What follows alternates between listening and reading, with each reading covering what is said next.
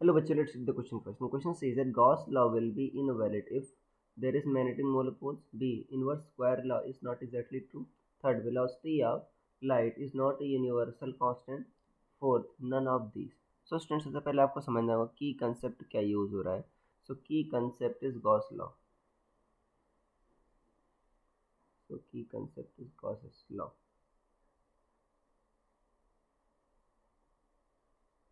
Gauss law क्या कहता है बच्चों, अगर मान लो कोई भी आपका एक क्लोज सरफेस है, उससे आपने क्यू चार्ज इनक्लोज कर दिया है, क्यू नेट है समथिंग, तो उससे जो नेट फ्लक्स पास होगा, फाइन नेट क्या होगा बच्चों, Q by epsilon not.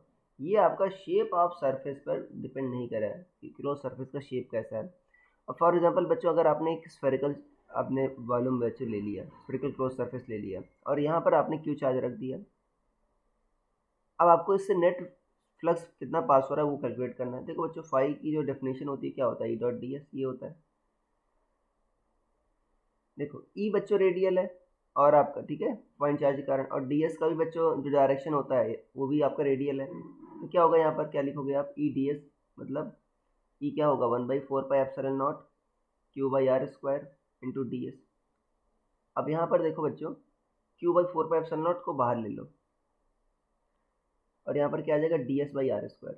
D S by are square बच्चों क्या है, आपका टोटल सॉलिड एंगल है पूरे आपका पूरे स्फीयर का, और पूरे स्फीयर का सॉलिड एंगल 4 पाई होगा, तो Q/4π∈0 इंटू 4 पाई ये होगा. तो 4 पाई बच्चों यहाँ पर कैंसिल आउट हो गया, तो क्या बचा आपका फाइव, Q/ε0 बचा. अगर सोचो यहाँ पर 1/स्क्वायर Q/r² नहीं होता, Q/r होता या कुछ और पावर होती, तो यहाँ पर बच्चों ds/r² आपका नहीं आता, तो आप 4 पाई नहीं लिख सकते थे. उस केस में आपका बच्चों सरफेस पर डिपेंड करता, उस केस में सरफेस का इक्वेशन मैटर करता, जो गॉस लॉ के अगेंस्ट है.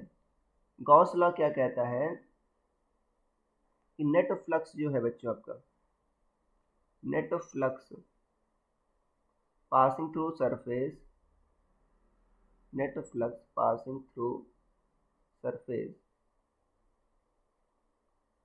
ठीक है ना, क्लोज सरफेस लगे तो close surface is not depend या डज नॉट डिपेंड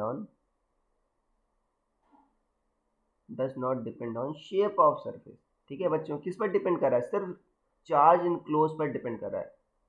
बट अगर 1/स्क्वायर लॉ आपका वैलिड नहीं होता तो ऐसा बच्चों सही नहीं होता, तो आप इसको प्रूव ही नहीं कर सकते थे. ठीक है, तो यहाँ पर बच्चों आपका कौन सा सही होगा, ऑप्शन नंबर बी सही होगा, कि अगर इन्वर्स लॉ अगर आपका सही नहीं है तो आपका गॉस लॉ इनवैलिड होगा, तो आपका ऑप्शन नंबर बी सही हो जाएगा.